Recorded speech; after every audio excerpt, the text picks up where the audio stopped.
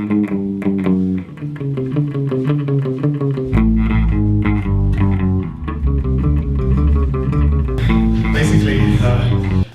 I discovered this on Wednesday, that my son, who is about 12 months old, he's a serial killer.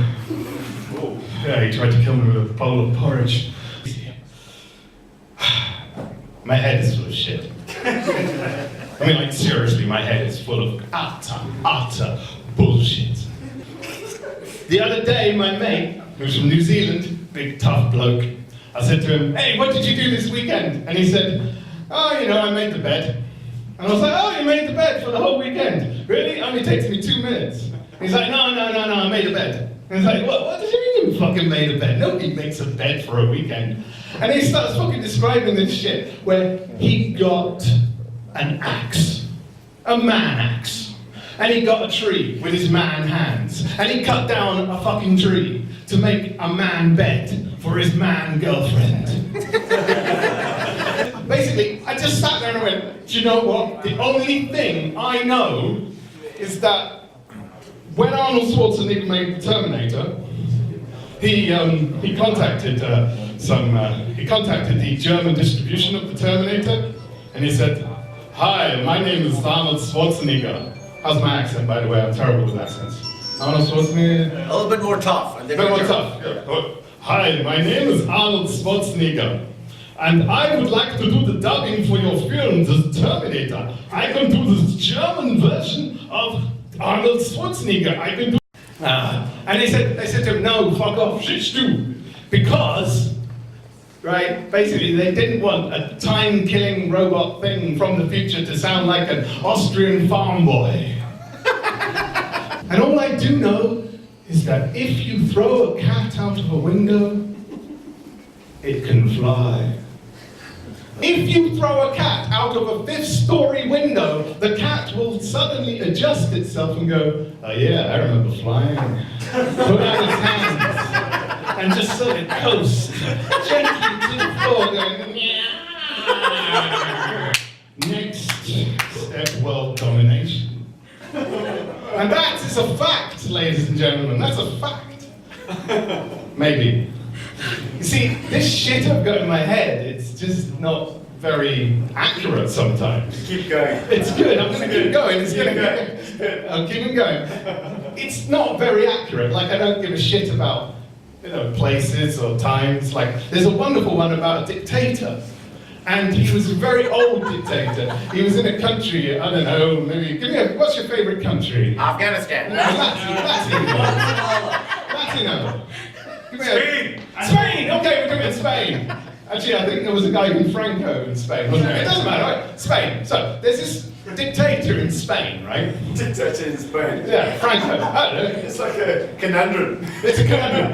Okay, I'll tell you what, we'll go with Portugal. I think it's Portugal. Portugal. Yeah, Portugal. We'll go with Portugal, right? Anyway, and it's this dictator. Is this true? Are you from Portugal? Yeah, Salazar, yeah. Fantastic! Is this true? You got it right, yeah. Shit, I got it right, everybody! Some year, pick your favorite year. What year? 74. 74. Yeah, that was so in 1974 there was a revolution, everybody was really angry, right? Right, and they decided to overthrow this dictator. What's his name? The Salazar. I'll never remember that. Salazar. Salazar! Salazar. Yeah. Oh, was he one of the Transformers? Hello, I'm Salazar. Well, I am Ming the Merciless, and I'm here to fuck you. Anyway, right, so... No, Vaseline. Oh, yeah.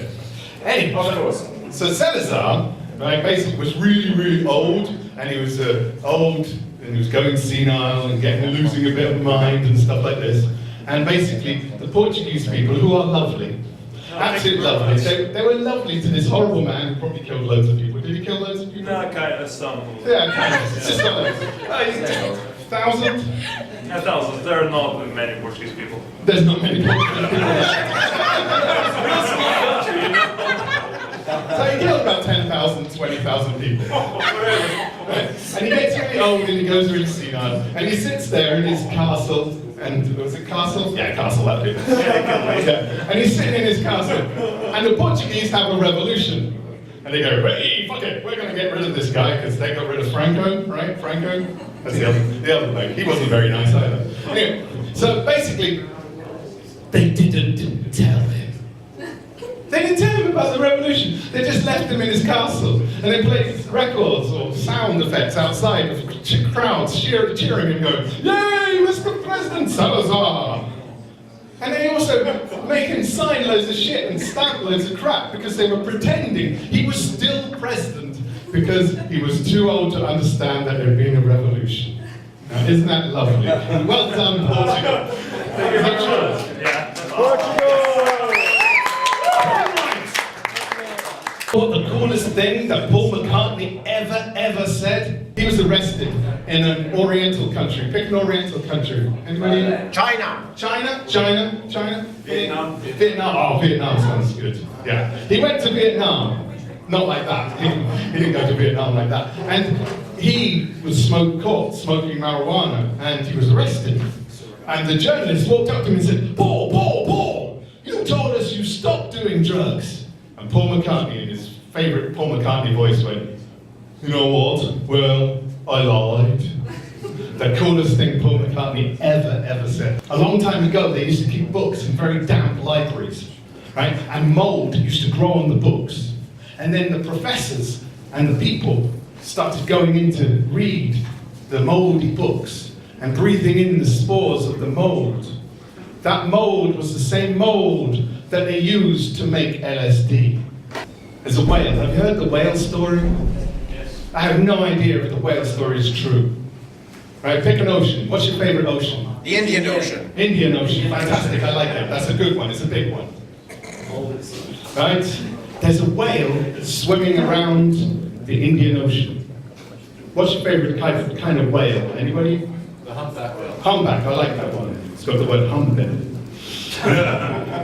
So the humpback whale, and there's a humpback whale, and whales sing to each other. You know, they go.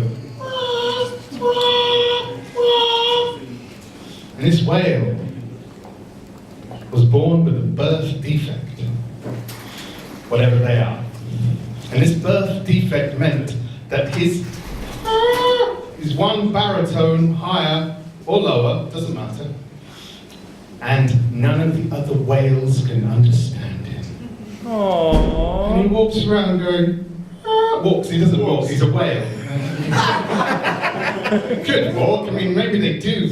Nobody knows what they do down there. Anyway, so he walks around going, and his cries have got shorter and shorter as the years have gone on, as he doesn't get to fuck anyone, as he doesn't, not anyone whales, and he doesn't get to do anything. He's just the saddest whale in the world. Now, I have no idea if that is true or not, but it's fucking nice. I really like that, you know? There's a cave in the middle of France, Spain. Maybe Chile, actually. Chile. No, it's not Portugal. Definitely not Portugal. They're the ones with the dictator. Chile. So it's in Chile, right? And across this massive vista, there's this cave. And inside the mouth of the cave, there is a painting by the Leonardo da Vinci of the caveman world. And he sits there and he draws the vista. And when they find this, thousands of years later, 10,000, doesn't matter, they go, wow, this guy was an idiot. And then I go, why is he an idiot? He's a caveman, he could draw. No, but look, the stupid bastard has drawn two suns. What sort of an idiot draws two suns? Maybe he's the caveman Salvador Dali, thought it was a bit surreal, thought it was a bit weird. Oh, hello, I'm going to draw two suns today. But no. One of the bright sparks, one of the scientisty type people, he grabs, or she grabs the phone and phones NASA. Nobody fucking phones NASA anymore. I think I should. And he phones NASA and he says, we got this painting, can you check it out? And they did. And the scientists of NASA discovered that there, at that exact point in space, 10,000 years ago or so, 10 light years away, there was a supernova that lit up the sky like a second sun. And these guys had seen this And that's why our Salvador Dali caveman had painted two suns. Because a supernova will light up the sky for a whole month. Or 2 months. And that is beautiful. But it's not going to stop ISIS. So, thank you very much. You've been a wonderful audience.